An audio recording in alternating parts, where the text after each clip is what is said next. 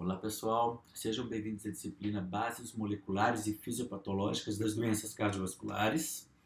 Eu sou o professor Bruno e hoje nós vamos falar um pouquinho das ferramentas utilizadas para fazer uma investigação a nível molecular das doenças cardiovasculares, né? Ou seja, nós vamos tratar hoje do estudo de diferentes técnicas. Eu vou apresentar para vocês diferentes técnicas que são empregadas para se estudar as diversas doenças cardiovasculares do ponto de vista molecular, tá? E a partir desses estudos, né, moleculares é que se torna possível desenvolver drogas, desenvolver mecanismos para o tratamento dessas doenças, né? Eu já tenho uma experiência com esse tipo de abordagem, com esse tipo de pesquisa, uma vez que eu fiz a minha formação acadêmica na parte de fisiologia e farmacologia cardiovascular, onde a gente estuda já todo o processo de doença cardiovascular, né, de uma forma mais molecular. Às vezes são estudos em animais, em modelos animais de doença, às vezes em tecido humano derivado de cirurgias. E a partir desses estudos, a gente vai conseguindo juntar uma série de informações que em conjunto, né, descrevem todo um processo fisiopatológico, e a partir disso é possível que a gente consiga desenvolver drogas, desenvolver ferramentas terapêuticas, né? Então, o título dessa aula aí, ele é Investigação das Bases Moleculares, né, das Doenças Cardiovasculares, e a gente vai começar essa aula com um questionamento que já foi feito aí por vários médicos e filósofos ao longo dos anos. E essa pergunta ela foi respondida de maneiras distintas dependendo da época onde ela foi feita. Então vamos ver, por exemplo, o que o Plínio, que era um escritor romano, né, lá nos anos, por volta dos anos 50 a.C., vamos ver como é que o Plínio respondeu a essa pergunta, o que ele ponderou, o que ele postulou sobre o papel do sangue, do coração, no corpo humano. Bom, de acordo com os dados históricos que a gente tem, essa aí é uma afirmação de Plínio. O que ele dizia? As artérias são tubos onde fluem os espíritos, mesmo quando estão sem sangue. Nem todos contêm a respiração da vida, e algumas transportam ar e outras transportam sangue. Bom, pessoal, nessa época não havia um estudo científico que era independente do misticismo da religião. Então, tudo que se sabia em termos científicos, ele era de alguma forma relacionado ao misticismo, né? E não foi diferente na época de Plínio. Então, o que ele queria dizer é que os espíritos, de alguma maneira, utilizavam esses vasos sanguíneos, né, para fluírem ao longo do nosso corpo e trazer a vida. Segundo ele, quando essas artérias eram cortadas, na verdade, naquela época, eles não sabiam que havia uma distinção entre veia e artéria. Eles imaginavam que era o mesmo tipo de estrutura, né? Então, ele imaginava que quando essas artérias eram cortadas, o corpo era paralisado porque perdia aquele espírito vital naquele órgão. Ok? Não se sabia que o sangue tinha propriedades nutritivas. Então, de acordo com ele, as artérias eram espalhadas debaixo da pele inteira e terminavam em linhas muito finas, né, que se estreitavam para baixo em um diâmetro tão pequeno que nem o sangue e nem qualquer outra coisa podia passar através delas. Somente podia passar através das artérias a umidade através de inúmeras gotinhas pequenas chamadas de suor. Logo depois do Plínio, né, no século II, já depois de Cristo, a gente tem aí a inserção de um médico e filósofo bastante importante na sua época, acredito que todos vocês já tenham ouvido falar dele, que foi Galeno. Então, Galeno era um médico grego muito ligado à igreja, e o Galeno também fez as suas ponderações sobre o papel do sangue e o papel do coração no corpo humano. Então, vamos ver o que Galeno disse em relação a essas estruturas, né, e esses tecidos. Bom, segundo ele, existiam dois tipos distintos de sangue. Um sangue que ele chamava de sangue nutritivo, que era feito pelo fígado e transportado através das veias aos órgãos, onde ele era continuamente consumido.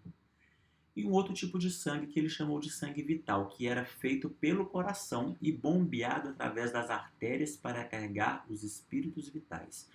Então ele não enxergava o coração como uma bomba. Ele imaginava que o sangue ele era produzido no coração, esse sangue vital, e as artérias sugavam esse sangue, né? Então ele acreditava que o coração ele funcionava mesmo como um órgão capaz de produzir esse tipo de espírito vital ou sangue vital e não para bombeá-lo. Para ele, o sangue corria através do septo do coração de um ventrículo para o outro através de um sistema de poros minúsculos, né? Não se sabia naquela época que o sangue deixava cada ventrículo a partir das artérias. Bom, essas ponderações feitas por Galeno, elas se mantiveram durante muitos séculos, tá? Principalmente porque a igreja, na época, né, soberana, a igreja católica, ela não permitia que os ensinamentos de Galeno fossem questionados. Tá? Então, uma vez que era considerado heresia questionar, né, essas informações, né, discutidas por Galeno, essas teorias propostas por Galeno, então nenhum tipo de material contrário era divulgado e todos os médicos da época, né, seguiam a teoria de Galeno à risca, até que William Harvey, né, que era um médico inglês, né, começou a questionar esse sistema proposto por Galeno, onde o sangue era produzido pelo fígado e pelo coração e bombeado pelas veias, né? Então, William Harvey, nesse caso, ele fez uma grande revolução na história da medicina, porque muitos anos depois, só lá para os anos 1600, ele ousou questionar e divulgar as suas teorias sobre o papel do sangue e do coração. E por que foi possível esse questionamento? Porque nessa época, na Idade Média, a Igreja Católica ela perdeu um pouco do poder para o protestantismo, para a Igreja Anglicana, né? E William Harvey, por ser inglês, ele obteve, então, a partir disso, autorização para proceder a seus experimentos, tanto em animais como humanos, e a partir desses experimentos ele começou a mostrar que o sistema cardiovascular ele era muito diferente daquilo que havia sido proposto por Galeno. Então, ele escreveu vários artigos e vários livros na época tentando esclarecer o sistema cardiovascular, mas o mais importante, ou seja, o seu descobrimento mais importante é que as veias e artérias eram estruturas diferentes e que as artérias, né, elas tinham sangue bombeado pelo coração em direção aos órgãos e as veias removia de alguma forma esse sangue dos órgãos em direção ao coração. Tá? Naquela época não existia nenhuma técnica de microscopia, ou seja, William Harvey ele não podia provar que o mesmo sangue que saía das artérias voltava pelas veias, porque não podia ver a olho nu túbulos ou um sistema, né, de difusão desse sangue de um sistema arterial para um sistema venoso, né? Então ele criava a teoria que esse sangue ele era difundido entre os tecidos de alguma forma e conseguia atravessar essas paredes chegando até os vasos sanguíneos, né? E, na verdade, essa teoria só foi confirmada alguns anos depois pelo Marcello Malfighi, que era um microscopista italiano, né? Então, com o advento do microscópio, a gente conseguiu provar a existência dessa microcirculação, desses microcanais que, de alguma forma, pareciam conectar o sistema arterial ao sistema venoso. E, alguns anos mais tarde, isso foi melhor estudado e deu-se o nome de capilares sanguíneos, né, que eram estruturas extremamente finas, né, anatomicamente diferentes, porque não eram estruturas musculares, ou seja, não existia músculo liso nesses pequenos capilares, e elas eram uma forma de interligar esse sistema. E a partir, né, de Malfighi, né, com o advento da microscopia, vários outros pesquisadores, vários outros cientistas, então, eles foram fazendo considerações mais moleculares no sistema cardiovascular, porque toda a parte macroscópica ela já tinha sido elucidada pelo William Harvey, né, no século XVI, e a partir dos descobrimentos de Malfighi a gente tornou a pesquisa cardiovascular com uma ótica um pouco mais molecular, né? Até que ela foi evoluindo cada vez mais, no sentido de a gente abandonar a parte anatômica dos vasos sanguíneos, estrutural, e passar para um estudo mais a nível molecular, a nível de interação de receptores, de hormônios, interação entre células, né? E essa nova era que se deu já no século XX, ela teve uma participação bastante importante de dois pesquisadores, que é o Salvador Moncada e o Robert Fouchot, né? Um americano e o outro espanhol. Né? Esses pesquisadores juntos eles conseguiram elucidar um pouquinho dos mecanismos bioquímicos que controlam a motilidade vascular. Né? Então a gente, a partir dos estudos do Robert Fouchot e do Salvador Moncada, a gente conseguiu entender, por exemplo, que as células endoteliais, que são aquelas células que circundam os vasos sanguíneos, elas eram muito mais do que uma estrutura anatômica de diferenciação, de separação de meios, ou seja, de separação do sangue, né, para os outros tecidos. Né?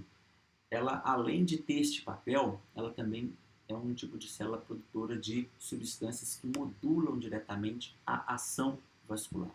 Né?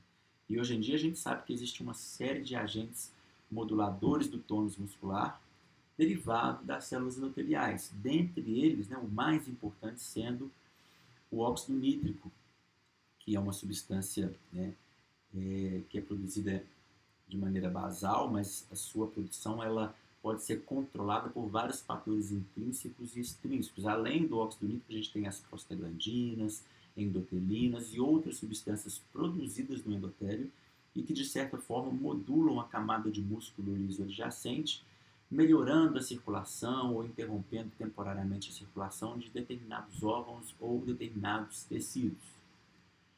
Né? Microscopicamente, a gente sabe que essas células endoteliais elas estão ancoradas numa lâmina basal, né? E assim como toda lâmina basal, ela é composta por fibras colágenas, em sua maioria, e também fibras elásticas. Esse contingente de fibras, essa proporção, né, de fibras elásticas e fibras colágenas, ela depende muito do tipo de vaso sanguíneo que você está estudando. Né? Vasos sanguíneos, por exemplo, de vasos mais elásticos, como é a aorta, que vasos que precisam se distender mais, né, em função da pressão que é exercida sobre eles, obviamente possuem mais fibras elásticas do que vasos com a menor capacidade de complacência. E acima dessa lâmina basal a gente encontra a musculatura lisa, né, que é a grande responsável pela motilidade, pela reatividade vascular, né? Na verdade, a camada muscular lisa, ela controla, né, o fluxo sanguíneo de determinados vasos e controla também a pressão, né, do sangue dentro de cada vaso. Isso está diretamente relacionado à perfusão do sangue nos tecidos, a parâmetros de nutrição, né, e circulação sanguínea. Bom, já que a gente já falou dessa parte histórica relacionada ao conhecimento que a gente tem hoje do sistema cardiovascular, a gente vai falar agora um pouquinho de qual que é a realidade hoje da pesquisa básica cardiovascular. Né? É claro que acho que vocês vão ter um conteúdo prático, né, de uma das técnicas mais utilizadas para se avaliar, né, o funcionamento dos vasos sanguíneos e o funcionamento de determinadas substâncias ou medicamentos nos vasos sanguíneos. Então a gente vai ter isso no conteúdo prático, mas o objetivo dessa aula é dar uma visão bastante geral, né, das principais técnicas que são utilizadas para isso. Então a gente vai começar essa segunda parte respondendo a uma outra perguntinha, né? Que seria: o que se sabe hoje sobre os aspectos moleculares associados ao sistema cardiovascular? Bom, gente, a gente tem um volume infinito de informação sobre o sistema cardiovascular. Né? O objetivo aqui é tentar mostrar um pouquinho para vocês de como que a gente faz para conseguir chegar nesses resultados, ou seja, chegar a desvendar todos esses processos moleculares que envolvem o sistema cardiovascular. Então vamos dar um exemplo para vocês de como que funciona esse tipo de investigação. Então, eu vou dar aqui exemplos para vocês, né, de várias substâncias diferentes que modulam a atividade vascular. Então, o que a gente tem aí nesse slide, aí, nessa figura? A gente tem uma camada de células endoteliais representadas em cima por uns quadradinhos pretos. Embaixo a gente tem músculo liso vascular, ou seja, uma representação, um esquema de um corte transversal em um vaso sanguíneo.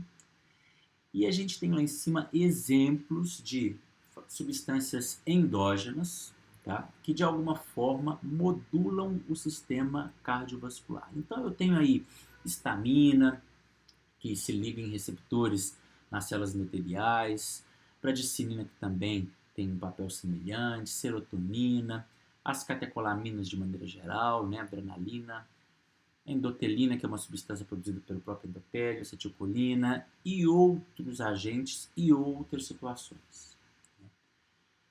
Então, o que a gente sabe? A gente sabe que a maior parte desses hormônios, né, ou dessas substâncias produzidas aí, elas atuam em receptores de membrana e esses receptores de membrana vão levando a sinais intracelulares que modulam uma determinada resposta. A gente vai olhar mais de perto, vamos, por exemplo, tratar do sistema renina-angiotensina, que é simplesmente um desses componentes que estão representados aí, tá? Então, vamos tratar do sistema renina-angiotensina, né?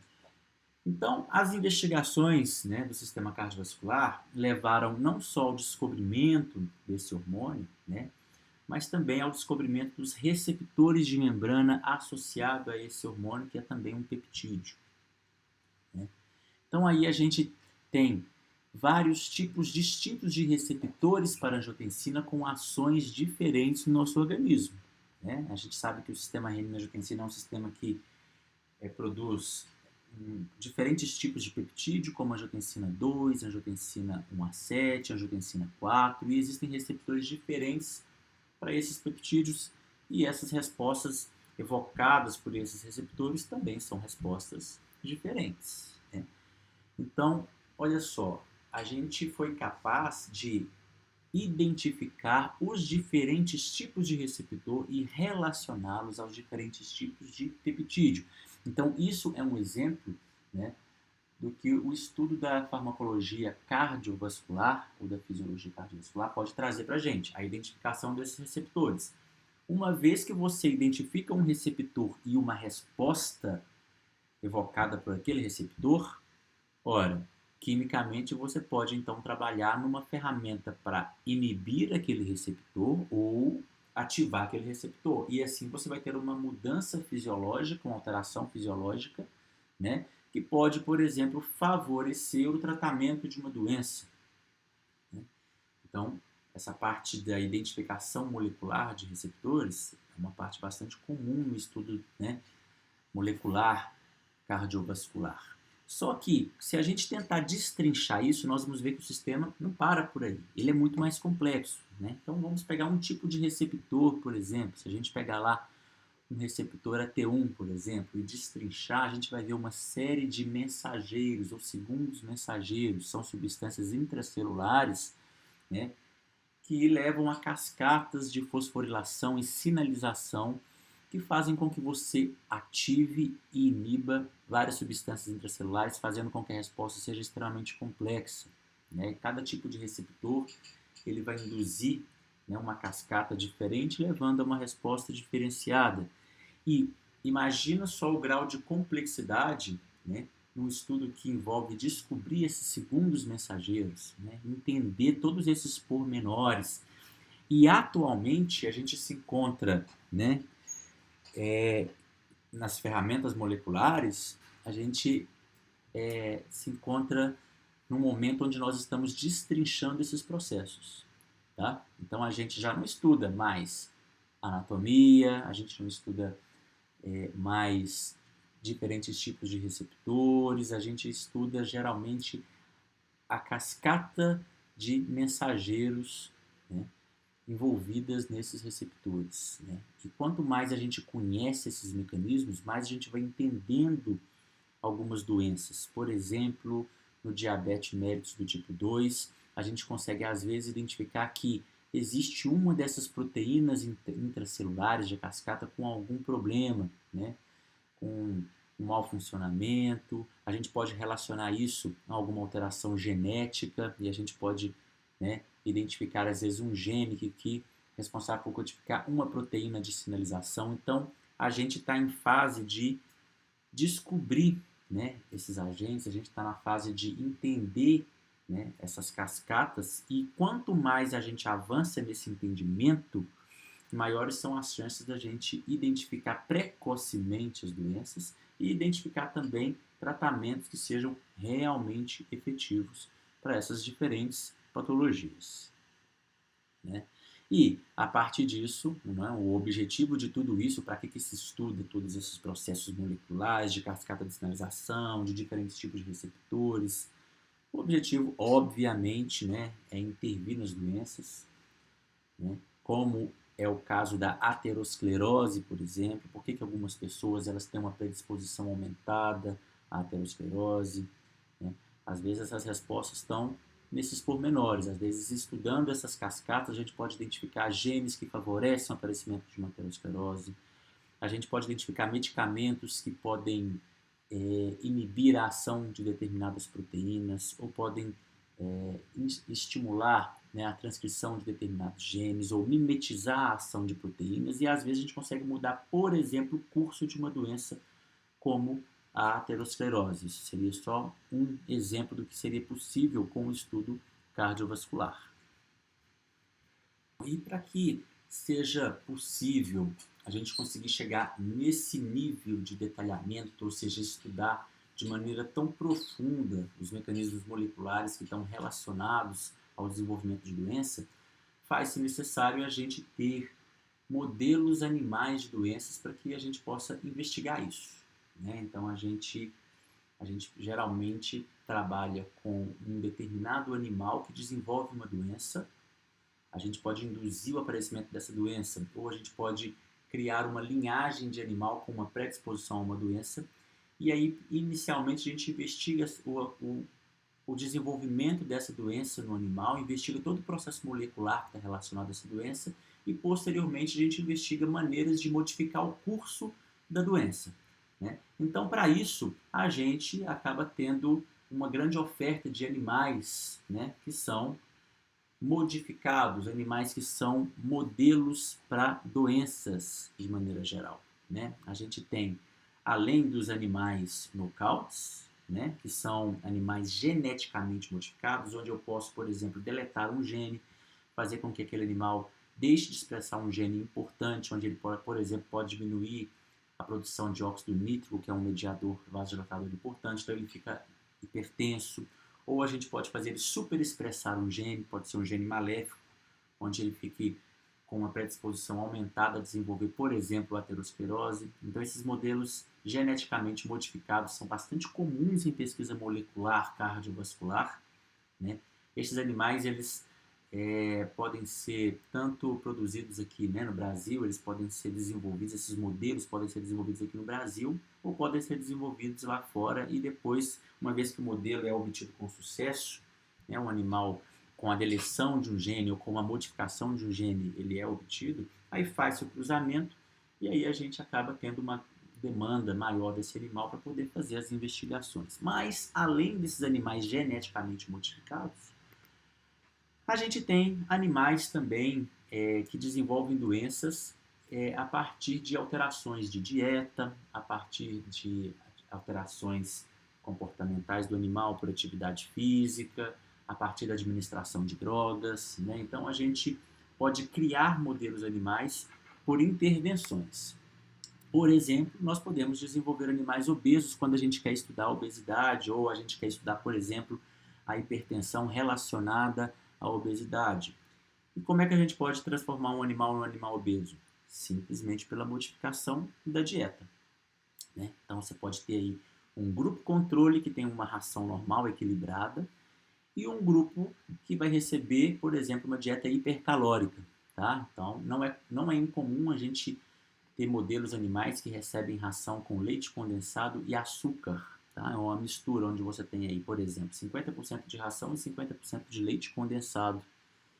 E esse animal, ele acaba se alimentando, né, de substâncias que são hipercalóricas e acaba desenvolvendo obesidade, e a partir daí a gente tem um modelo animal para estudar uma doença qualquer, né? Aí a gente geralmente compara um animal sadio, sem a doença, e o animal com a doença induzido por alimentação. Então, aí a gente tem, nesse slide aí, exemplos de animais obesos induzidos por dieta. Nós podemos também induzir doenças como diabetes nos animais, quando a gente quer estudar alterações cardiovasculares em animais diabéticos do tipo 1, por exemplo. Existe uma droga, uma substância chamada streptozotocina. Essa substância, uma vez administrada nos animais jovens, né, ela destrói as células beta-pancreáticas dos animais. Tá? Ou seja, é uma substância bastante específica que é seletivamente captada pelas células beta-pancreáticas e, uma vez que elas entram nas células beta-pancreáticas, elas criam uma resposta de estresse oxidativo, né, uma resposta citotóxica que lesa as células beta-pancreáticas. Dessa forma, o animal ele para de produzir a insulina e ele se torna um animal diabético. Então, a gente tem aí exemplos de animais diabéticos induzidos por streptozotocina e eles acabam desenvolvendo todas as comorbidades do diabetes não tratado. A gente pode ver dificuldade de cicatrização, por exemplo, eles têm aí, ó, nessa figura, as pontas das caudas, né, lesionadas em feridas que não cicatrizam por causa de alterações vasculares, né, induzidas pela hiperglicemia, e tudo isso pode ser estudado nesses animais. Então, nesses animais, retiram-se vasos sanguíneos, fazem os estudos moleculares, fazem os estudos de reatividade vascular, para a gente tentar encontrar o que há de diferente nesses animais quando nós comparamos com animais sadios. E a gente pode também desenvolver linhagens de animais hipertensos. Aí a gente tem um exemplo de animal hipertenso, né, que foi produzido simplesmente pela seleção de grupos de animais com pressão arterial elevada. Ou seja, você tem ali um contingente de 1000 ratos da mesma espécie. Você faz a aferição da pressão em todos eles. Existem ferramentas para medir a pressão arterial de ratos, acreditem, né? Então você seleciona dentre esses 1000 ratos os 5 que têm maior nível de pressão arterial e começa a cruzar esses animais entre si. E assim a gente acaba fazendo uma seleção natural daquele animal com predisposição à hipertensão e a gente cria um modelo hipertenso por seleção. É bastante comum esse tipo de pesquisa. E por último, que eu esqueci de falar, existe também um outro tipo de modelo animal de doença, que é um animal que sofre modificação transitória da expressão gênica. Não é uma técnica muito utilizada, mas vale a pena falar dela. É possível a gente fazer alterações transitórias da expressão de determinados genes. Tá? A gente pode desenvolver uma substância que se liga a um determinado gene no animal e impede a transcrição daquele gene. Dessa forma, a gente pode criar uma doença, simular uma doença num determinado animal. Então, a partir desses modelos animais, a gente consegue, né, desenvolver doenças distintas e a gente consegue estudar os mecanismos envolvidos nessas doenças, né, na obesidade, no diabetes, na aterosclerose, né? E para que a gente consiga fazer, né, o estudo dessas doenças, a gente vai ter que utilizar técnicas voltadas para aquilo que a gente quer descobrir, né? São técnicas de biologia molecular, são técnicas de reatividade vascular, são técnicas de microscopia, né? E eu vou falar de uma maneira breve de cada uma delas, mas eu vou gastar um pouquinho mais de tempo para falar da reatividade vascular, que é uma técnica que vocês vão aprender na prática, né? Então, como vocês vão fazer a prática de reatividade vascular, eu vou explicar um pouquinho melhor do que se trata, para vocês chegarem na aula prática já com uma noção do que vocês irão fazer, né?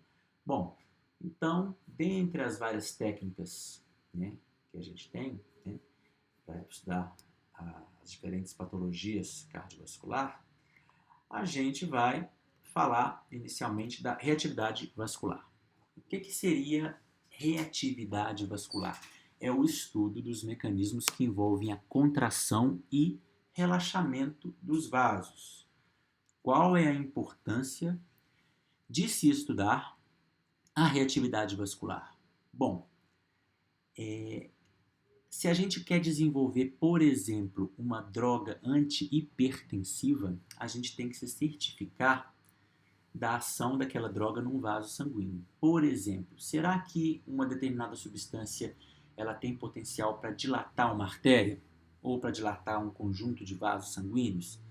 Então, a gente pode testar isoladamente o efeito dessa substância num determinado vaso sanguíneo. Pode ser um produto natural, pode ser um medicamento utilizado para tratar um câncer, pode ser um medicamento para dor de cabeça. O que a gente quer fazer? A gente quer ver o efeito daquela droga num vaso sanguíneo. Será que contrai um vaso sanguíneo? Será que relaxa um vaso sanguíneo? A gente pode, por exemplo, pegar um pedacinho de artéria cerebral de rato e montar num sistema, né, que permite a gente saber se é um determinado medicamento que a gente está utilizando para tratar uma patologia qualquer pode criar um espasmo daquele vaso. E assim a gente entender que aquele medicamento pode induzir a uma isquemia cerebral, por exemplo, a um AVC, né, isquêmico. Então, é uma técnica muito empregada, é uma técnica que fácil, né, de ser empregada, inclusive, comparada a outras técnicas mais modernas. Né? E geralmente a gente precisa de um sistema que nós chamamos de sistema de banho de órgãos, tá? Que é um sistema que vai manter a viabilidade do tecido que vai se estudar. A gente tem esse sistema no nosso laboratório, nós vamos trabalhar com ele e eu vou explicar um pouquinho melhor de como funciona o sistema de banho de órgãos. Tá? De maneira geral, o que a gente faz? A gente sacrifica um animal, né? Apesar de nós também podermos utilizar vasos sanguíneos de tecido humano quando a gente tem, por exemplo, cirurgias extensas onde você tem descarte de material biológico. É o caso de uma cirurgia de revascularização miocárdica, por exemplo, que você às vezes tem sobra de artéria mamária, sobra de veia safena, a gente pode usar esses vasos, ou a gente pode usar vasos sanguíneos de animais. Então aí a gente tem exemplos aí nesse quadro, né, de um pesquisador que vai utilizar artéria aorta de rato. Então é feito o sacrifício desse animal e a aorta ela é cuidadosamente retirada, né? E ela é cortada em pequenos anéis. Nós vamos fazer isso lá no laboratório. Tá? Ela é cortada em pequenos anéisinhos, que vocês estão vendo aí, ó.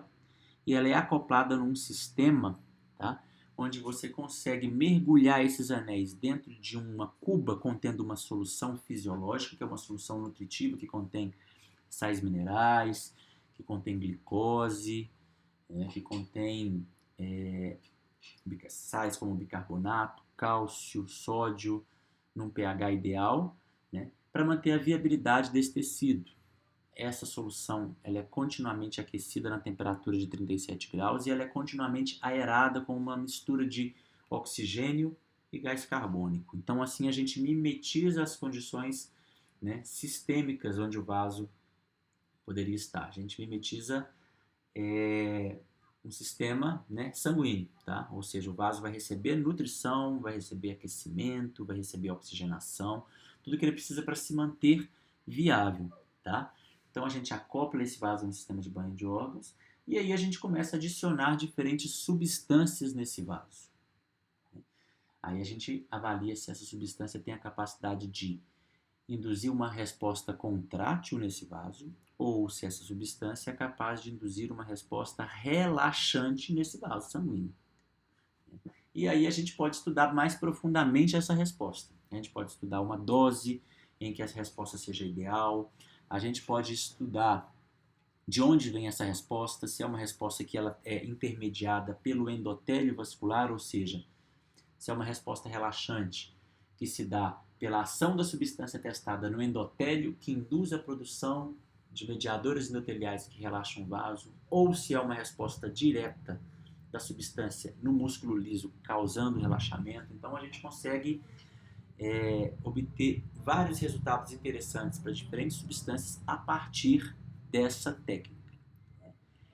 E essa técnica pode ser empregada também em vasos humanos, em tecido humano. Aí a gente tem, por exemplo, um coração que foi derivado de uma cirurgia de transplante cardíaco. Então, quando se descarta um coração com insuficiência, né, a gente pode, por exemplo, usar as artérias coronárias desse coração, uma vez que ele não vai mais ser utilizado. Ele vai ser descartado após a cirurgia de transplante cardíaco.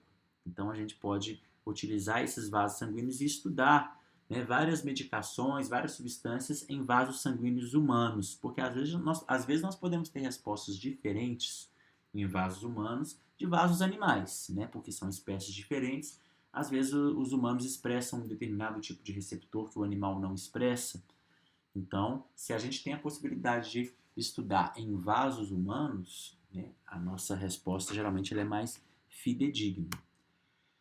Então, geralmente, o que a gente faz? Quando a gente vai estudar artéria coronária, por exemplo, a gente recebe um coração, né, de um doador lá, um coração que seria descartado, geralmente é por insuficiência cardíaca, cardiomiopatia dilatada ou chagásica, e a gente retira, né, um ramo ou da artéria coronária direita, ou da artéria circunflexa, ou da coronária descendente anterior, e aí a gente tira um pedacinho de cada uma, monta no sistema de banho de órgão, que está representado aí, né, com solução, borbulhando solução carbogênica na temperatura de 37 graus, e a gente pode testar várias substâncias e verificar o comportamento desse vaso frente às substâncias testadas.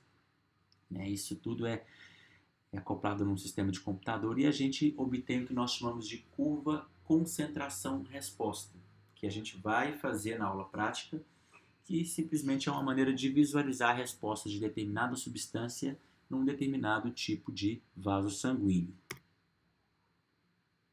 Toda vez que a gente faz um experimento como esse, a gente obtém gráficos, que a gente chama de gráficos de contração, né, ou de relaxamento, né, são gráficos que são feitos de forma cumulativa. O que significa isso? A gente vai pegar um determinado vaso sanguíneo, vai começar administrando uma quantidade bem baixinha de um determinado agente contrátil, por exemplo, adrenalina. Coloca uma dose baixa, observa uma resposta. Aumenta a dose, coloca uma dose um pouquinho mais alta, observa a resposta. Depois que a resposta estabiliza, ele vai começar a contrair um pouquinho. Coloca uma dose maior e assim a gente vai aumentando gradativamente a dose e vai observando ou uma resposta de contração naquele vaso sanguíneo ou uma resposta de relaxamento no vaso sanguíneo. Por exemplo, se a gente for adicionando de maneira crescente numa horta de camundongo ou uma horta de rato, a noradrenalina, a gente vai observar uma contração, até chegar num limite, num máximo, num platô possível para aquela contração. E se a gente for adicionando acetilcolina naquela horta de rato, a gente vai observar um relaxamento. E assim a gente tem uma curva concentração-resposta que é muito comum no estudo da farmacologia. Eu trouxe aqui alguns exemplos, eu não vou entrar em detalhes nisso aqui agora, a gente vai ver isso na aula prática, vocês vão ter a oportunidade de construir uma curva dessas, mas eu vou mostrar mais ou menos como é que a gente estuda a reatividade vascular. Então a gente tem aí, por exemplo, um gráfico de curva de relaxamento, concentração-resposta, feita em aorta de camundongo. A gente pegou um pedacinho da aorta de camundongo, colocou no sistema do banho de órgão e foi administrando acetilcolina de maneira lenta, ou seja, existia um vaso contraído lá dentro, a gente foi adicionando uma substância que a gente sabe que causa relaxamento e foi observando esse relaxamento acontecer. E a gente fez isso em 2 animais, 2 ratinhos. Um dos ratinhos era diabético, a gente induziu diabetes nele a partir da administração de streptozotocina, induziu diabetes do tipo 1. E o outro ratinho era um animal controle, era um animal da mesma raça, mesma linhagem, porém é um animal que não tinha o diabetes desenvolvido. E a gente fez o mesmo protocolo para o animal diabético e para o animal controle. E o que a gente observa? Nesses círculos cheios aí, nessas bolinhas pretas, é o animal controle. Ele relaxa melhor o vaso sanguíneo frente à administração contínua de acetilcolina.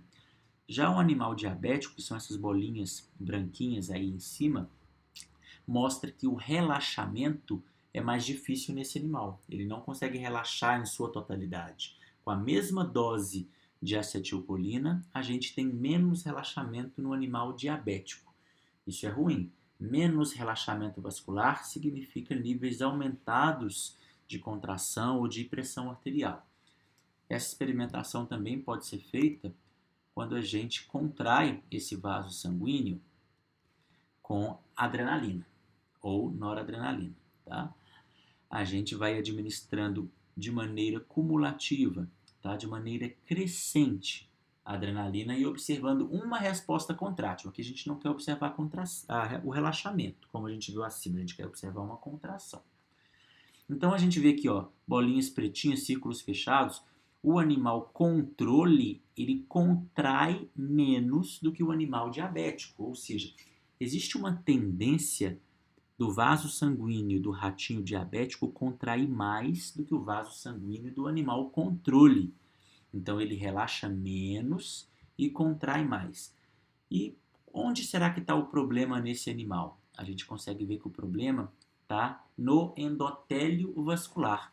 Aqui é uma experimentação onde a gente também pegou o animal diabético e controle, mas nós removemos as células endoteliais da preparação. Isso pode ser feito mecanicamente. Você vai entrar com uma haste metálica lá dentro do vaso sanguíneo, raspar o endotélio vascular da preparação e montar o vaso no sistema, ou seja, é um vaso que não tem endotélio. E aí, quando a gente contrai esse vaso com adrenalina, os dois animais têm um comportamento idêntico, ou seja, os dois vasos se comportam de maneira muito parecida. Ou seja, o que eles têm de diferente um para o outro? O funcionamento endotelial.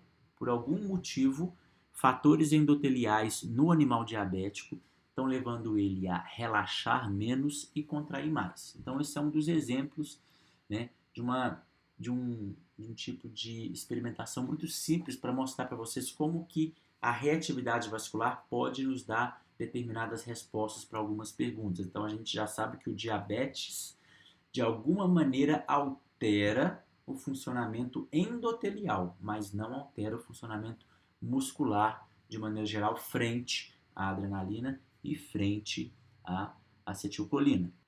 E outro exemplo que eu trouxe para vocês são de experimentações que a gente tem feito em artérias coronárias derivados de coração de pacientes transplantados, né? Então, isso aqui é só para mostrar para vocês que dentro de um mesmo paciente, a gente pode estudar diferentes tipos de vaso. Então, aqui são exemplos de artéria coronária descendente anterior, artéria coronária circunflexa e artéria coronária direita, mostrando relaxamentos com acetilcolina diferente nos três vasos, né? E mostrando também que tirando-se as células endoteliais ou modificando o meio com diferentes drogas, a gente vê respostas diferentes nos diferentes vasos.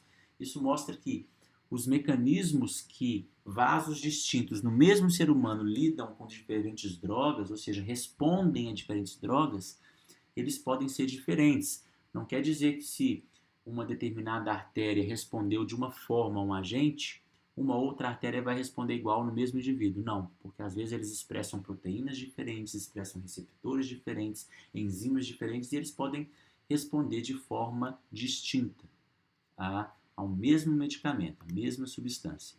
E é interessante a gente lembrar também que essa técnica de reatividade vascular, ela pode ser empregada em qualquer tipo de vaso sanguíneo, tá? Mesmo vasos sanguíneos bem pequenininhos, com calibre bem pequeno, como é o caso de ramificações de artéria cerebral ou ramificações de artéria mesentérica de animais como camundongo.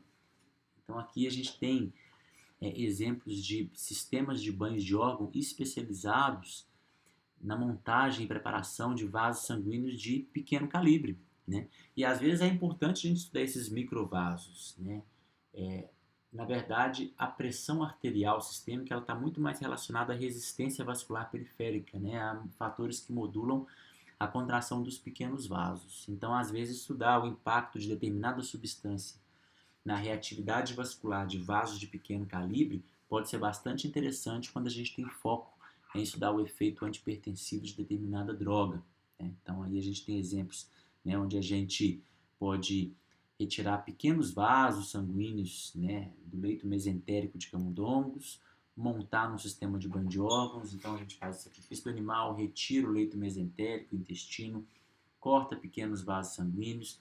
A gente consegue, a partir de ferramentas específicas, a partir de lupas e microscópios, montar esse pequeno vaso no sistema, né, que tem uma precisão muito grande para identificar pequenas forças de contração e analisar, né, a resposta daquele vaso a determinado agente, né, determinada substância, determinado medicamento. E a gente pode também fazer comparações entre animais doentes, com uma doença qualquer, e animais saudáveis.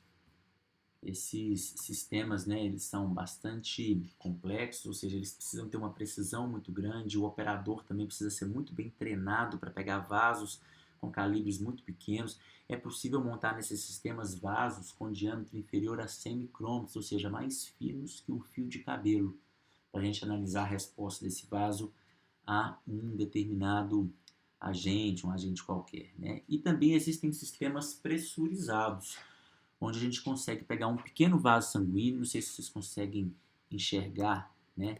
Nessa figura aí tem um vaso sanguíneo dentro de uma cuba que tem solução nutritiva, né? E está passando um fluxo, ou seja, um líquido nutritivo dentro desse vaso. Existe uma pressão dentro desse vaso sanguíneo, e essa pressão ela é mensurada, né, por um sistema bem específico que consegue detectar variações mínimas na pressão intravascular. Então, às vezes adiciona-se uma droga nesse líquido e observa-se uma contração desse vaso a partir da pressão que ele exerce, a partir da resistência que ele exerce ao fluxo de líquido dentro desse vaso, dentro desse sistema. E agora eu vou mostrar para vocês também uma técnica bem interessante que a gente usa para medir pressão arterial de camundongo ou de rato, tá? Então, existe um sisteminha que ele consegue medir a pressão de uma maneira bastante semelhante ao que a gente faz ali com o esfingmanômetro, né? A gente simplesmente acopla o animal no sistema e existe um, um sensor de frequência cardíaca que a gente coloca embaixo da cauda, né? E existe um pequeno manguito específico para a cauda do animal, com tamanho que encaixa direitinho na base da cauda do animal, né? Então a gente coloca esse animal no sistema, esse manguito ele vai inflar, vai interromper a circulação sanguínea da cauda, então a gente interrompe a detecção dos batimentos cardíacos do animal, e esse manguito vai então liberando a pressão aos poucos, até que a gente comece a identificar a frequência cardíaca, e assim, dessa forma a gente consegue medir a pressão arterial sistólica e diastólica do animal, e com isso a gente pode, por exemplo, saber se uma determinada droga administrada no animal pode estar alterando a pressão arterial dele ou não. Se pode estar aumentando, se pode estar diminuindo, ou se pode não estar fazendo diferença nenhuma. Então é uma técnica muito utilizada quando a gente faz tratamento de animais com medicamentos, para avaliar se aquele medicamento tem ação antipertensiva, tem ação em aumentar ou diminuir os níveis de pressão arterial. Então é uma técnica que é largamente utilizada e muito fácil de ser executada.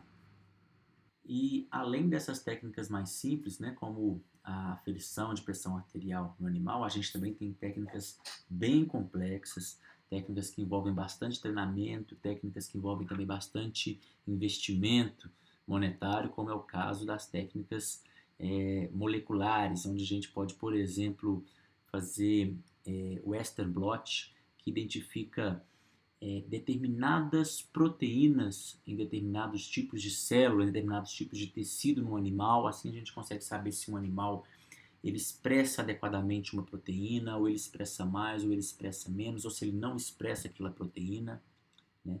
E com isso a gente consegue identificar, por exemplo, numa determinada doença, né, num animal doente, num modelo animal doente, quais as proteínas que estão afetadas naquele animal, se tem alguma proteína que parou de ser sintetizada, ou alguma proteína que está, de repente, anômala, não consegue ser produzida, né, da forma correta. Então essa técnica de Western blot é uma técnica bastante utilizada, né, para a gente saber como é que está a expressão de determinada proteína em determinada célula ou em determinado tecido. Então, geralmente, aí a gente tem, por exemplo, né, animais, né, diferentes animais, né, geralmente um animal controle, ou uma célula controle, e um animal com uma doença, e a gente consegue ver, por exemplo, a expressão de uma enzima chamada óxido nítrico sintase endotelial, que é uma enzima que tem dentro do endotélio que produz óxido nítrico.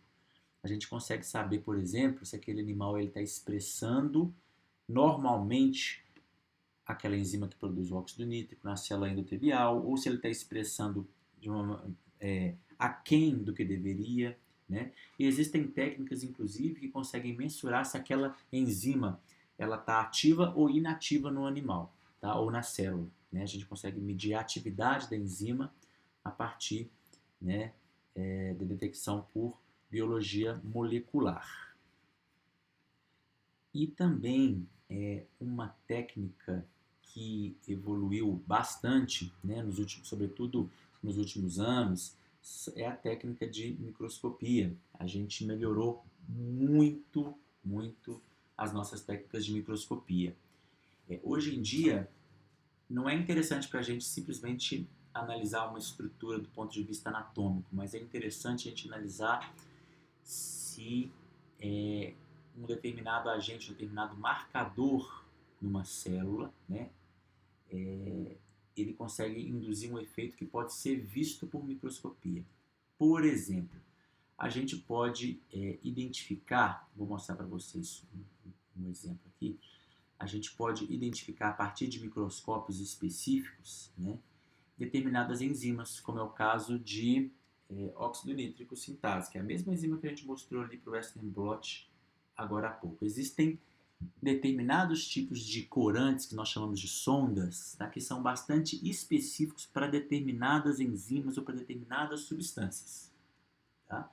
Então a gente consegue pegar um determinado tecido, analisar um vaso sanguíneo, colocar sobre esse vaso sanguíneo aquela sonda, ou seja, aquele corante, né? E aquele corante se liga numa determinada substância, por exemplo, se liga ao óxido nítrico, né? E ali emite uma variação de luz que a gente chama de fluorescência. A gente emite uma radiação em cima do tecido, né? E onde tem aquele corante que se ligou naquela enzima, a gente tem uma alteração de cor ou uma alteração de luminosidade. A gente consegue dessa forma verificar a quantidade de enzima ou a quantidade de substância produzida naquele vaso sanguíneo em tempo real. Tá? Então aí a gente tem, por exemplo, vaso sanguíneo de um camundongo jovem, vaso sanguíneo de um camundongo mais velho. E aí a gente tem um corante para o óxido nítrico, que é uma substância relaxante derivada do endotélio, como você já sabe. E olha só que legal, no animal mais jovem a gente vê mais fluorescência, a gente vê que o vaso sanguíneo está mais fluorescente, emanando mais luz verde no caso, mostrando que ali a gente tem uma quantidade de óxido nítrico maior do que no animal mais velho, que é natural, né, que acontece em função da disfunção endotelial que esse animal normalmente tem ao longo da vida. À medida que ele vai envelhecendo, ele vai perdendo um pouco a capacidade de produzir óxido nítrico. O endotélio vai ficando disfuncional. E a gente consegue mensurar essa quantidade de óxido nítrico a partir desses corantes específicos. E tudo isso pode ser feito com essas técnicas de microscopia mais modernas. E a gente já falou muito de vaso, e por último eu vou mostrar para vocês que a gente também tem a capacidade de estudar o funcionamento do coração, né, em pesquisa básica cardiovascular. Né? A gente tem um sistema que se chama sistema Langendorf, que é um sistema que a gente consegue acoplar o coração, né? E a gente consegue perfundir esse coração com solução fisiológica. Ele vai entrar pelas câmaras, ele vai perfundir todo o coração e ele vai mimetizar, né, a ação do sangue entrando pelas coronárias, nutrindo o coração, né, e o coração ele continua funcionando por vários minutos ou várias horas, e a gente consegue administrar substâncias e medir a frequência cardíaca, e medir a perfusão coronariana. Então a gente pode medir, por exemplo, se uma substância ela tem a capacidade de induzir uma arritmia ou a capacidade de inibir uma arritmia induzida por um outro agente, né? Então, esse sistema de coração isolado, ou seja, o coração fora do animal, a gente consegue estudar isoladamente a ação de determinada substância naquele coração, é uma técnica bastante utilizada para se estudar principalmente perfusão coronariana e principalmente alterações na frequência cardíaca induzida por diferentes fármacos, né, por diferentes substâncias.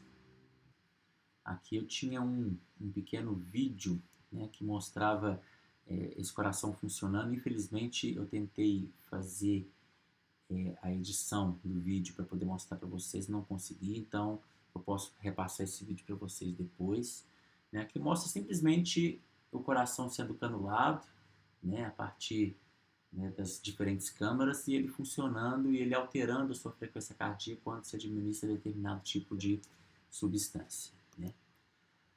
Mas, bom, pessoal, de maneira geral, o objetivo, né, dessa aula hoje, na verdade, foi mais passar para vocês uma visão geral, né, do que é o estudo molecular em farmacologia cardiovascular ou fisiologia cardiovascular, né. É claro que eu falei de inúmeras técnicas, né, de vários tipos de técnicas, e o objetivo não é ensinar vocês cada uma dessas técnicas, é só dar uma visão geral do que a gente tem, né, de estudo molecular cardiovascular. Vocês vão ter uma ideia melhor quando a gente fizer a nossa parte prática no laboratório, né? E uma vez que a gente está estudando, né, uma matéria que compreende as bases das doenças cardiovasculares, a gente tem que estudar os modelos, né, moleculares, bioquímicos, os modelos em animais, e depois estudar, né, os diferentes testes que são feitos, são testes clínicos feitos nas populações, né, que vocês também vão ter esse conteúdo com a professora Glória, com o professor José Felipe, o professor José Luiz, o professor Ricardo Simões, né, que vão ter um conteúdo um pouco maior, né, uma abordagem mais diversificada dos diferentes tipos de estudo clínico, visando entender melhor as consequências das doenças cardiovasculares, né. Então, o que eu procurei mostrar para vocês de maneira bastante geral, o que tem em termos de ferramentas moleculares para se estudar as doenças cardiovasculares. Eu espero que vocês tenham gostado. A gente vai se ver em breve na aula prática daqui uns dias e estarei à disposição de vocês para esclarecer as dúvidas que vocês tiverem, tá? Lá no Sistema AVA a gente tem um fórum de discussão, então essa aula será postada. E logo abaixo a gente tem um fórum onde vocês podem deixar suas sugestões, suas perguntas, compartilhar as dúvidas que vocês têm, deixar comentários, tá? E quando a gente tiver a oportunidade de se encontrar presencialmente, eu também posso esclarecer as dúvidas de vocês referentes a essa aula, tá bom? Muito obrigado e até breve.